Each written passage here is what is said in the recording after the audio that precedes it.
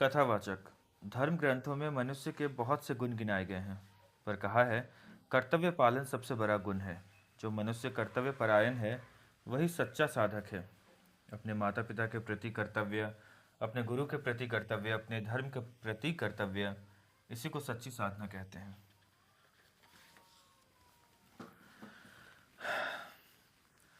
कोई हाथ जोड़े नतमस्तक होकर आत्महत्या करने जा रहा था। इस पर भगवान विष्णु ने अपने गरुड़ को भेजा कि जाओ उसकी जान बचाओ और उससे पूछो कि उसको क्या चाहिए। तो इस पर विष्णु भगवान ने तत्काल अपने वाहन गरुड़ को बुलाया और बोले, हे गरुड़, तुम तत्काल पृथ्वी पर जाओ और हमारा एक भक्त संकट में है। वह गंगा में कूदकर आत्महत्या करने जा रहा है और उसने हमें याद किया है। जो आज्ञा महाराज, गरुड़ देव बोले और उसी समय पर फैला धरती की ओर उतरने लगे। वहां पहुंचकर उन्होंने युवक से पूछा कि मुनि कुमार, मैं आपकी क्या सहायता कर सकता हूँ। इस पर वो युवक बोला, मेरे जीवन की कोई सार्थकता नहीं। मैंने अपने गुरु को एक वचन दिया, उसे मैं पूरा नहीं कर पाया। मैं अपने गुरु महाराज के लिए गुरु दक्षिणा नहीं जुटा पाया। मुझ जैसे पातकी के लिए मर जाना ही उचित है। इस पर गरुड़ देव बोले, मुनि कुमार, विस्तार से बताओ कि तुम्हें कौन सी गुरु दक्षिणा जुटानी थी और तुम उसे क्यों कर कर नहीं जुटा पाए। तो मुनि कुमार ने अपनी सारी व्यथा कह सुनाई। इस पर गरुड़देव कहने लगे, मुनि कुमार, इधर निकट ही महाराज ययाति का आश्रम है। वे बड़े दानवीर हैं, उनके द्वार से कभी कोई खाली हाथ नहीं लौटा। तुम उनके पास जाओ, निश्चय ही वो तुम्हारी मनोकामना पूरी करेंगे। और यहीं से महाभारत में मुनि कुमार गालव की कथा प्रारंभ होती है। तो गालव एक शिष्य थे। तो उन्होंने जिद किया था गुरु दक्षिणा के लिए अपने गुरु से कि आपने मुझे शिक्षा दी है तो आप मेरे से कुछ गुरु दक्षिणा लीजिए।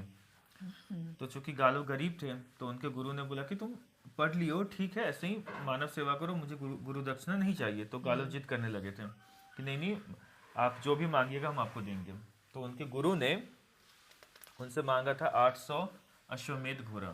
ठीक है। तो अब वो 800 अश्वमेध घोड़ा बहुत बहुत मतलब बहुत बड़ा अमाउंट होता है। हर राजा के पास भी नहीं था, किसी के पास नहीं था। तो वही गालव आत्महत्या करने जा रहे थे, जो मुनि कुमार हैं। फिर ययाति राजा उस वक्त बहुत फेमस राजा हुआ करते थे, जो कि अपने दान देने के लिए फेमस थे। कि उनके द्वार पर जो भी जाएगा उनको दान में वो कुछ न कुछ जरूर देते थे। तो गालव ययाति के द्वार पे गया, लेकिन ययाति के पास भी मतलब उतना घोड़ा नहीं था, अश्वमेध घोड़ा। तो उन्होंने ययाति ने अपनी पुत्री को दान कर दिया गालव को। ठीक है। और उनकी पुत्री जो माधवी थी, उनको ये वरदान प्राप्त था कि वो कौमार्य धारण कर सकती हैं प्रसव के बाद भी। और वो जितना बेटे को जन्म देंगी ना, वो चक्रवर्ती सम्राट बनेगा। तो ययाति जी यहाँ माधवी को दान कर दिए गालव को। ठीक है। और चूंकि उस वक्त कोई अगेंस्ट नहीं जाता था अपने माता पिता के अगेंस्ट, तो माधवी चुपचाप गालव के साथ हो चली। तो अब बताइए आप कि यहाँ पे ययाति जी सही किए? जल्दी। हाँ, सही किए। क्यों? क्योंकि उनके पास जो भी जाता था उनको खाली हाथ नहीं लौटाते। तो इसलिए वो अपने पुत्री को दे दिए। तो पुत्री समान थी जो दे दिए। उसके पास वरदान प्राप्त था ना। तो पुत्री समान थी जो दे दिए, नहीं, समान नहीं थी। बिना पुत्री से पूछे, बिना पुत्री का मर्जी जाने। जो गालव डिमांड किया था वो पूरा नहीं कर सकता था, तो अपने पुत्री को दे दिया कि इसके थ्रू। क्यों? तो पुत्री समान नहीं ना, वही तो हम पूछ रहे हैं। पुत्री जीती जाती आदमी है ना, औरत थी, वो लड़की थी जीती जागती। क्योंकि उससे पूरा हो सकता था। फिर वही बात आप कर रहे हैं। तो इसमें माधवी का क्या गलती था जो माधवी को दान दे दिया गया बिना पूछे हुए? आप कैसे सही बोल रहे हैं? नहीं, तब तो गलत है। तब फिर मतलब जितना बुक में पढ़े उस हिसाब से कि माधवी को दान में दे दिया गया। अब आप बताइए, समान तो है नहीं माधवी। अब आपको मानिए कि आप कोई मानिए कि कोई कल हो के कोई औरत आएगी कि हमको बेटा नहीं हो रहा, तो आप हमको दान में दे दीजिएगा? तो आप अपना बड़प्पन लूटने के लिए दान में दीजिएगा? अब ये फैक्ट हमको नहीं पता है, लेकिन ऐसा कहा जाता है, ऐसा कुछ कुछ मत है कि ययाति जी अपना दानवीर जो इमेज था उसको मेंटेन करने के लिए माधवी को दान में दे दिया। ठीक है। तो इसमें एक औरत के साथ तो गलत हुआ। गलत हुआ, बिल्कुल हुआ। अब समझ रहे हैं। हम्म ठीक है, यहाँ तक हो गया। तो अब माधवी ये गालव के साथ हो चली, और गालव चूंकि मुनि कुमार था, गरीब था, तो वो दर दर भटक रहा था घोड़ा के लिए। हम्म तो कहीं से उसको फिर पता चलता है कि किसी राजा के पास 200 या 300 अश्वमेध घोड़ा है। हम्म ठीक है, तो वो उसके पास जाता है।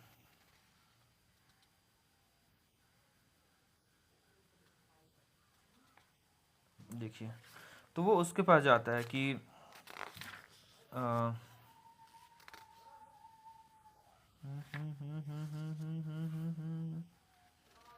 माधवी गालो आकाशवाणी हुई थी इसलिए तुम मुझे।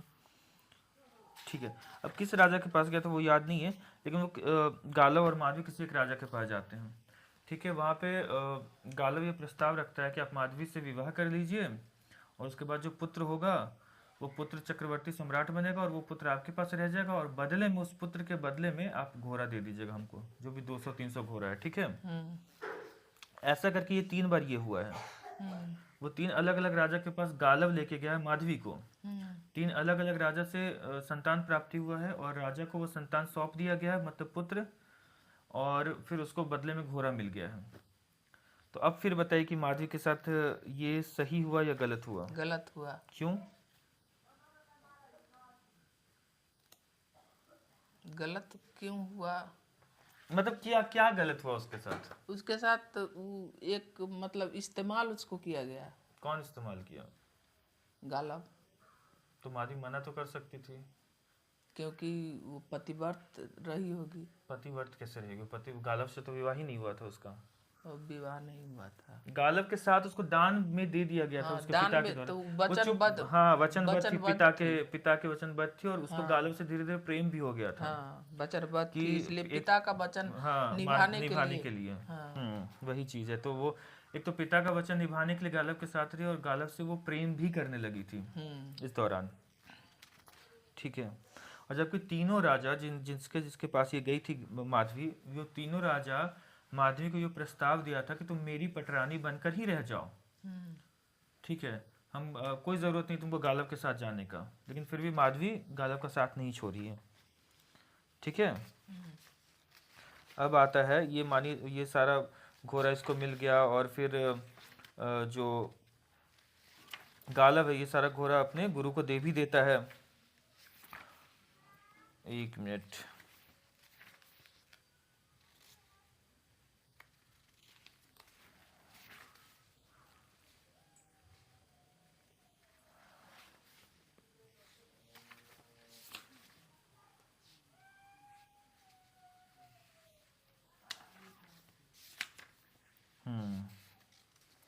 प्रतिज्ञा पूर्ण हुई। देवियों और भद्र पुरुषों, मुनि कुमार गालव अपनी कठिन परीक्षा में उत्तीर्ण हुए। चारों दिशाओं में उनके नाम की धूम मच गई।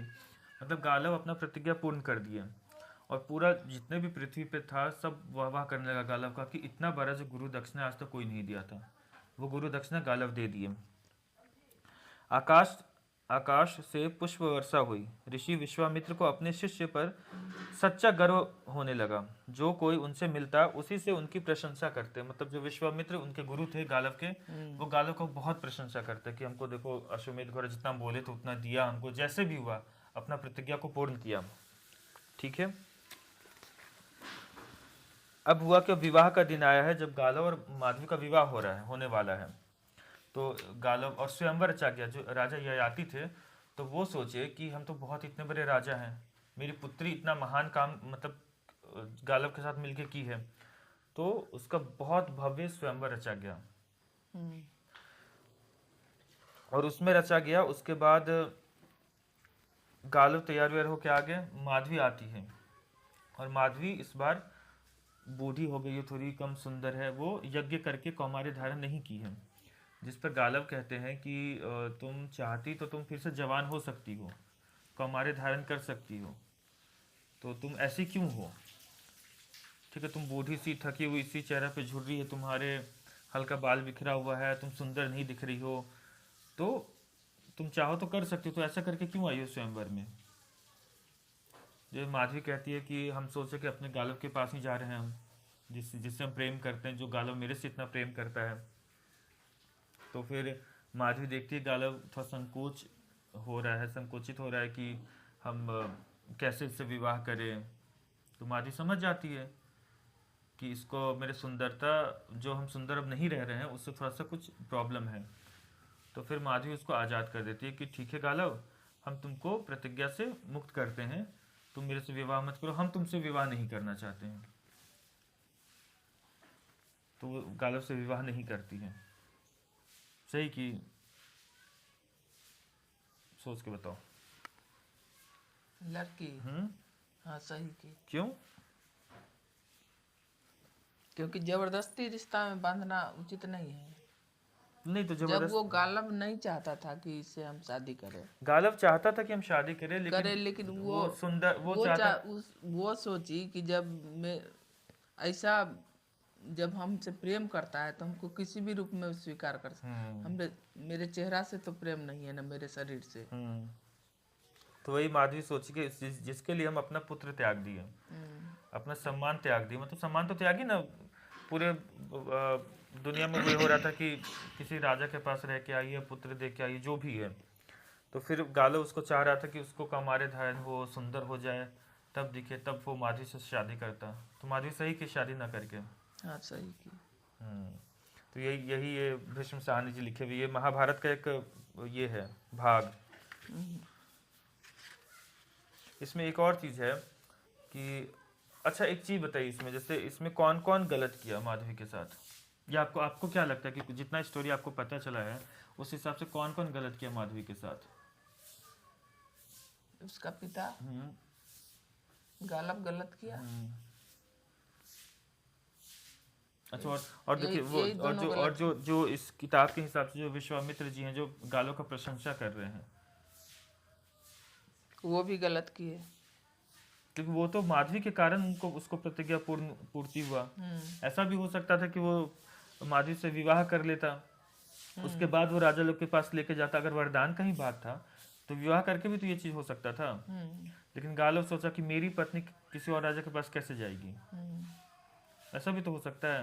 या ययाति जी अपना दान पुण्य वाला इमेज बनाने के लिए दान कर दिए माधवी को, फिर गालव का अपना जो भी था उनका, वो उसी हिसाब से माधवी की हेल्प से वो घोड़ा कलेक्ट किए। विश्वामित्र और सारा ऋषि मुनि सब गालव की तारीफ कर रहा है।